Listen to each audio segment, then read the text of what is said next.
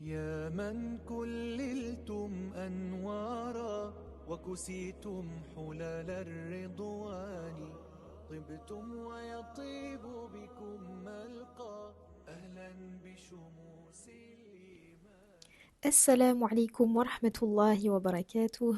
Bienvenue à toi dans ce premier épisode du podcast Vis ton Coran, le podcast à travers lequel on ira à la rencontre des versets du Coran afin de mieux les comprendre et de mieux vivre notre Coran au quotidien.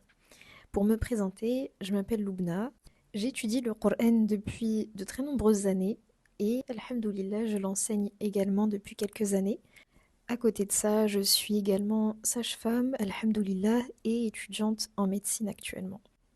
Dans ce premier épisode, je vais vous présenter un petit peu comment est-ce que Vie ton Coran a vu le jour, quels sont les objectifs de ce compte et de ce podcast, et aussi vers quoi on aspire à cheminer, Inch'Allah. Vie ton Coran, ça a commencé avec la création du compte Instagram en décembre 2024. Après ça, j'ai laissé le compte un mois en stand-by parce que j'avais ce besoin de clarifier mes intentions, de revoir mes objectifs et de me dire pourquoi est-ce que tu crées ce compte, qu'est-ce que tu veux en faire. Et en réfléchissant, je me suis rappelé que ça faisait quelques années que je réfléchissais à un moyen de transmettre, un moyen de redonner goût au Coran, de redonner goût à l'amour de la parole d'Allah subhanahu wa ta'ala. Et alhamdoulilah, en créant Vie ton Coran, Allah m'a facilité à me rendre compte que finalement j'avais des pièces du puzzle entre mes mains. Et ce conte, ça a été finalement comme l'image modèle du puzzle que je peux désormais construire petit à petit avec l'aide d'Allah subhanahu wa ta'ala. Alors pourquoi le conte s'appelle Vie ton Coran? Le choix du nom, ça a vraiment été un objet de réflexion intense parce que je voulais absolument lier la vie avec le Coran. Et je me suis rendu compte que Vie ton Coran, ça serait le nom le plus adapté, qui serait vraiment le plus en phase avec ce conte. C'est aussi dans le sens où le Coran, c'est notre source de vie intérieure et on n'a qu'à voir l'effet du manque de nourriture, le manque d'eau sur notre corps. Le manque de Coran, ça a le même effet sur notre cœur. À chacun sa nourriture, le corps, il a sa nourriture et notre cœur aussi a sa nourriture spirituelle qui est le Coran et qui le maintient en vie. Le Coran, c'est un livre qui va se lire mais aussi qui va se vivre au quotidien.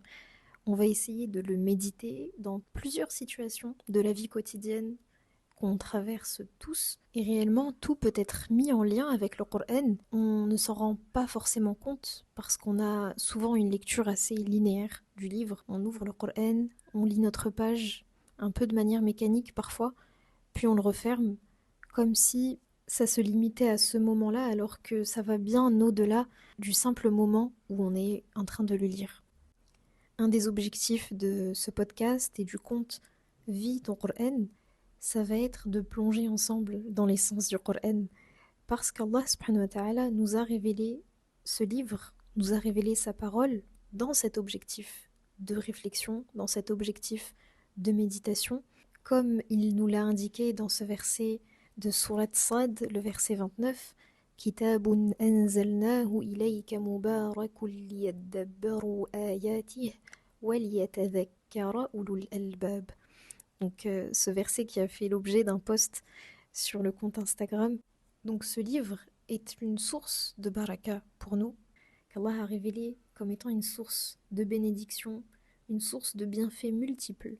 Quand tu vas mettre un aspect de ta vie au contact du Coran, tu étudies et tu mets le Coran au centre. Tu travailles et tu mets le Coran au centre. Tu es un parent et tu mets le Coran au centre. Tu ne verras que des bénédictions, que des bienfaits multiples parce que tu as mis la source de baraka au centre de tout. Et le reste va suivre.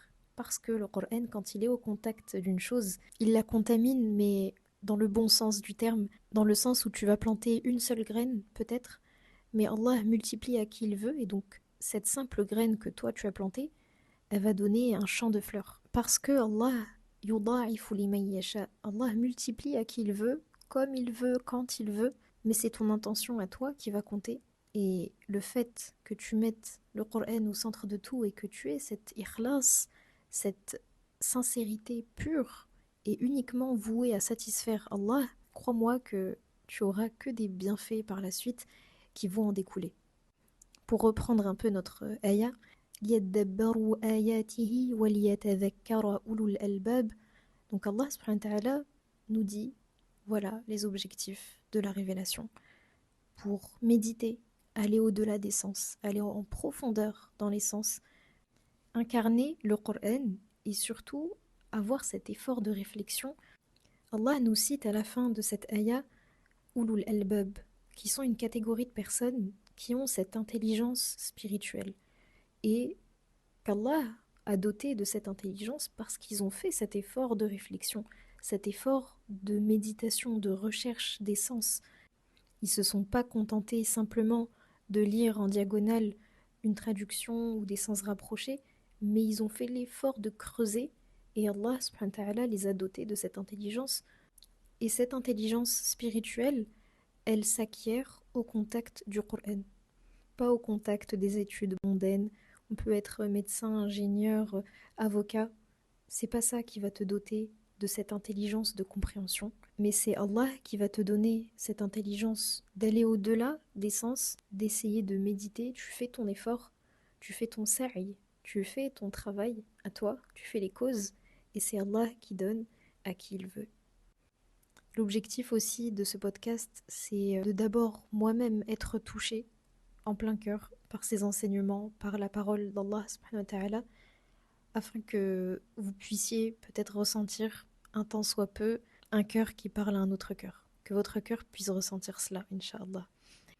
Et je suis vraiment qu'une simple cheminante qui a comme ambition de répandre l'amour de la parole d'Allah subhanahu wa ta'ala et sa compréhension. Ça doit être notre objectif à chacun de s'inscrire dans cette dynamique de transmission. Parce que le prophète alayhi salatu wassalam nous a dit khayrukum man ta'allama al-Qur'ana wa 'allama. Les meilleurs d'entre vous sont ceux qui apprennent le Coran, qui apprennent par la mémorisation, qui apprennent ces enseignements et qui transmettent à leur tour.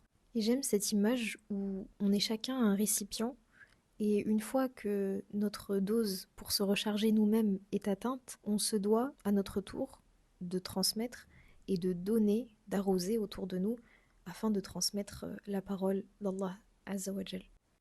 Donc l'objectif, c'est vraiment de remettre la lumière, de mettre l'accent sur la parole d'Allah, sur ses enseignements et de détourner la lumière de notre personne. Parce que notre personne n'apporte rien réellement si on ne porte pas en soi la parole d'Allah subhanahu wa ta'ala. Je te remercie pour l'écoute de ce podcast, j'espère qu'il a été utile. N'hésite pas à t'abonner, à laisser un commentaire et à partager autour de toi. Qu'Allah préserve ta foi et ton cœur et à très bientôt, Inch'Allah.